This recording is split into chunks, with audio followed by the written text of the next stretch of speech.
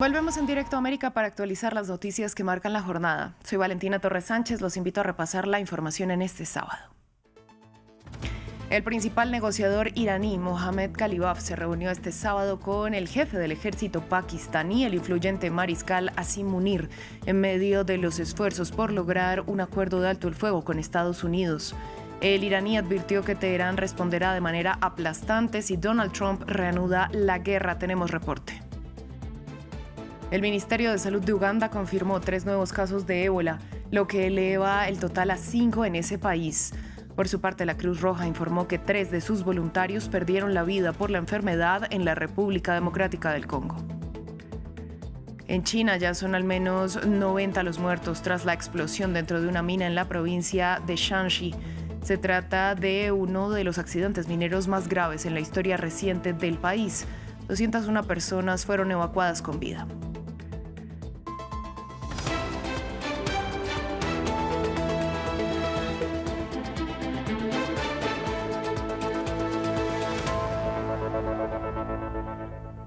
Abrimos este informativo en Medio Oriente porque el presidente del Parlamento de Irán y jefe del equipo negociador Mohammad Ghalibaf se reunió este sábado con el jefe del ejército pakistaní, el mariscal Asim Munir, a quien le aseguró que responderán de manera aplastante si Donald Trump decide reanudar la guerra.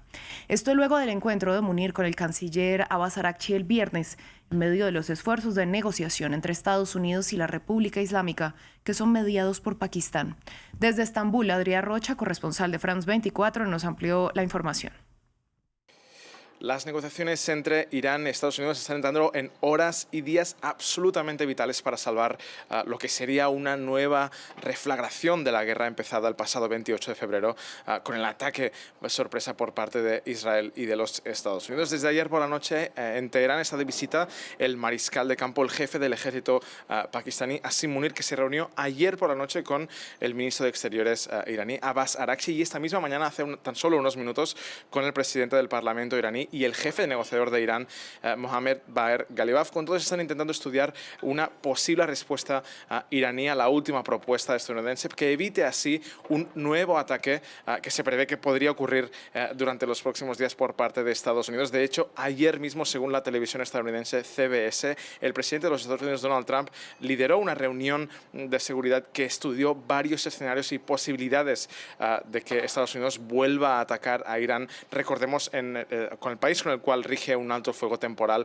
que ha sido violado en múltiples ocasiones, pero que aún rige este alto el fuego desde el pasado 7 de abril, declarado por la propia Pakistán, quienes que han estado liderando los esfuerzos de mediación entre Estados Unidos e Irán. Según filtraciones a la prensa, Irán ha estado estudiando varias respuestas a esta última propuesta estadounidense y propone un seguido de medidas que podrían llevar a terminar con este bloqueo de Hormuz que empezó el pasado 28 de febrero, para empezar después, en unos 7 días, las negociaciones nucleares, que son el gran punto que separa en la actualidad tanto Irán como Estados Unidos. Estados Unidos certifica que no va a parar sus amenazas y que no va a permitir que Irán desarrolle su propia bomba nuclear en el futuro. Recordemos que Irán ahora mismo posee 440 kilogramos de uranio altamente enriquecido a niveles muy cercanos a los necesarios para desarrollar la bomba. Irán propone, así según filtraciones a la prensa, diluir este uranio enriquecido y proponer un límite a su enriquecimiento en los próximos 10 años, algo que hasta la fecha públicamente Estados Unidos rechaza. Asegura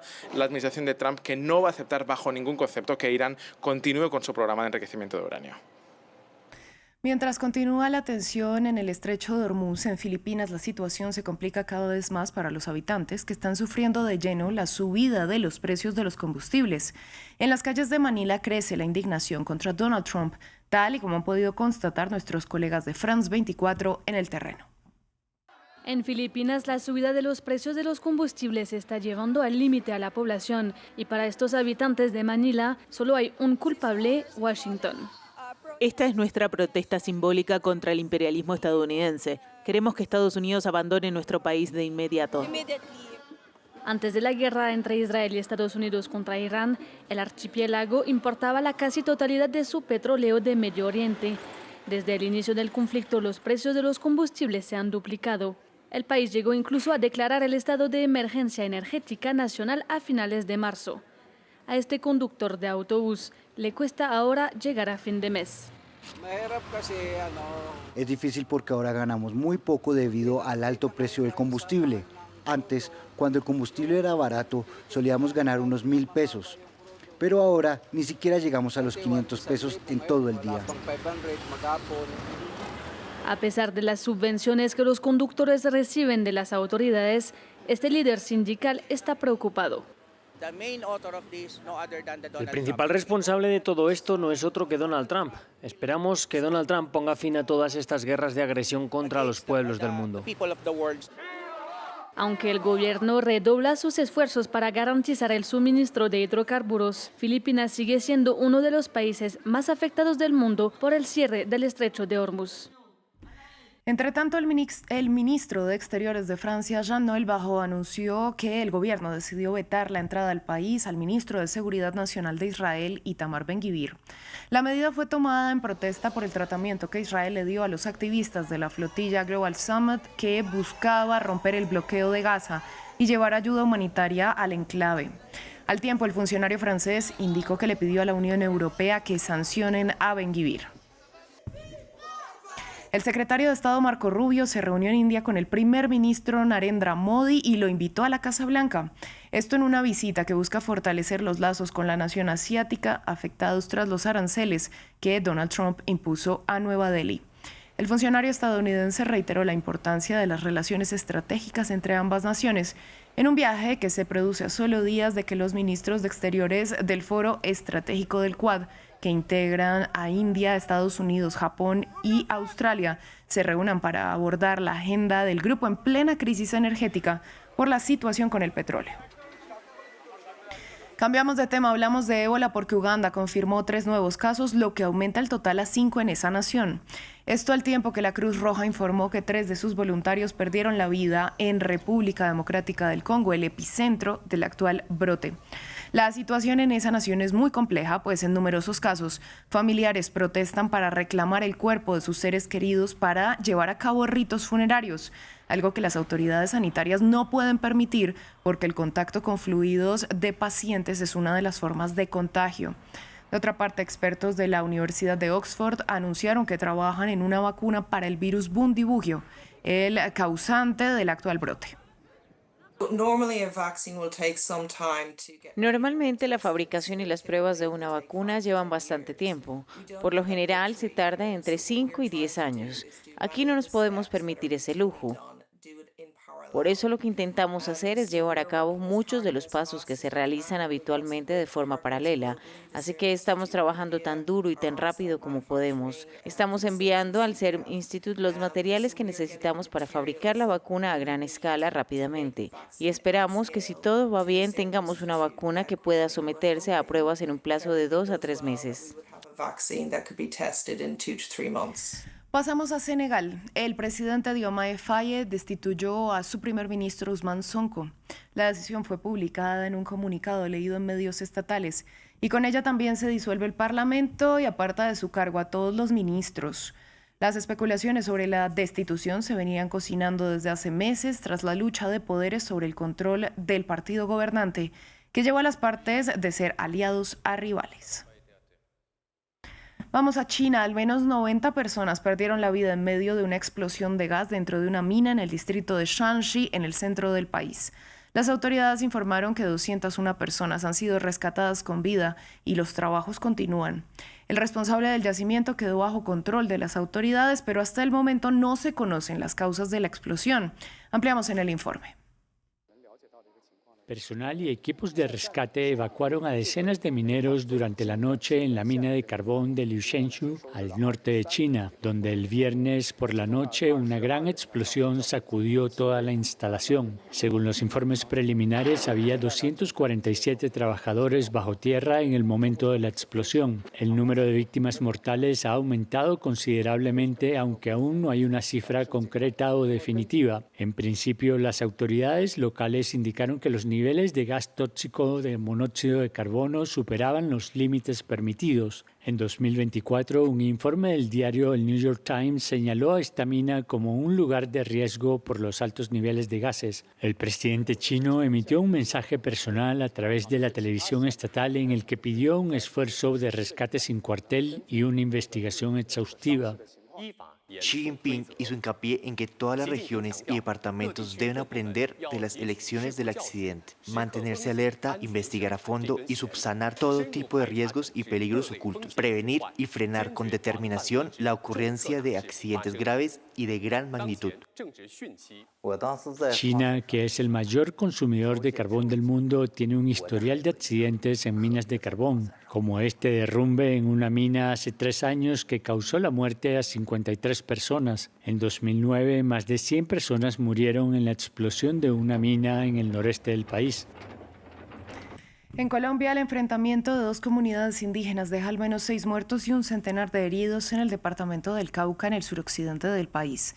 La disputa territorial se ha intensificado en los últimos meses y el presidente Gustavo Petro convocó a los líderes de ambas comunidades para entablar diálogos de paz. Los detalles con Patricio Peralta. Julio Tunabala recuerda que hasta ayer conversó con su hermano, Luis Enrique. Y ahí subimos. Mi hermano estaba muerto. Daba pesar. Hoy, junto a su comunidad, lloran sobre su cuerpo. Es la última víctima mortal de un conflicto territorial entre 2 grupos indígenas en el departamento colombiano del Cauca, que ha dejado varios muertos y más de un centenar de heridos. Nomás nos rodearon a todos los Misak y allí pues se vinieron con todos esos palos, piedras, con armas, machetes. Según el pueblo Misak, el territorio en disputa, que son cerca de 800 hectáreas, era cuidado y habitado milenariamente por ellos.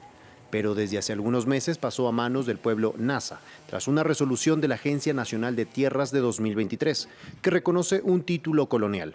Con eso, los Nasa aseguran que esa porción del territorio les pertenece históricamente.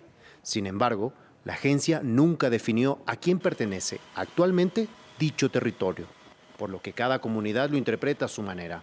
Aunque la confrontación es histórica, la disputa se intensificó estos meses. Inició con una manifestación del pueblo Misak en Bogotá para exigir a la agencia el respeto de su territorio. En los últimos días se han registrado enfrentamientos con piedras, palos e incluso armas de fuego, por lo que el gobierno decidió enviar militares para controlar la situación. La mayoría de las víctimas Misak que hoy tenemos son el reflejo de decisiones políticas que en su momento debieron tomar, en su momento se debió consensuar. En lo que sí concuerdan ambas comunidades es que el Estado y sus autoridades dejaron que el conflicto crezca sin ningún tipo de solución. Tras los enfrentamientos de esta semana, el presidente colombiano Gustavo Petro convocó a una reunión a los líderes de los Misak y Nasa para dialogar sobre el fin de esta controversia.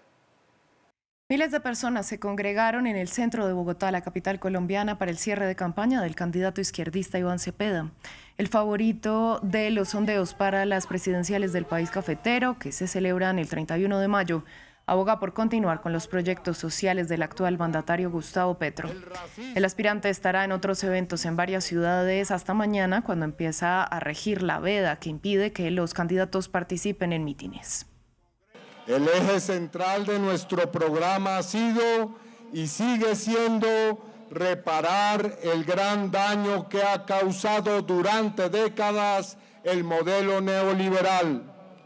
Nuestro programa es para construir oportunidades y prosperidad para toda la nación. Nuestro programa busca eliminar la pobreza, superar la desigualdad social, acabar con el hambre, el desempleo y sostener el salario vital digno para toda la gente.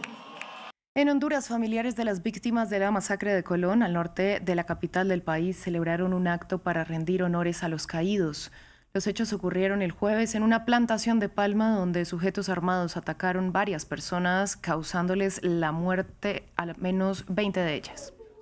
Nosotros nunca había sucedido un caso como este Habían matado así grupos campesinos unos con otros, pero así como este no había habido ni uno. Nos sentimos terrorizados porque sí, porque la violencia aquí en Colón está muy peligrosa ahorita. Invasiones, ¿verdad? Y en esas invasiones hay plantaciones de fruta. Entonces aquí es lo que está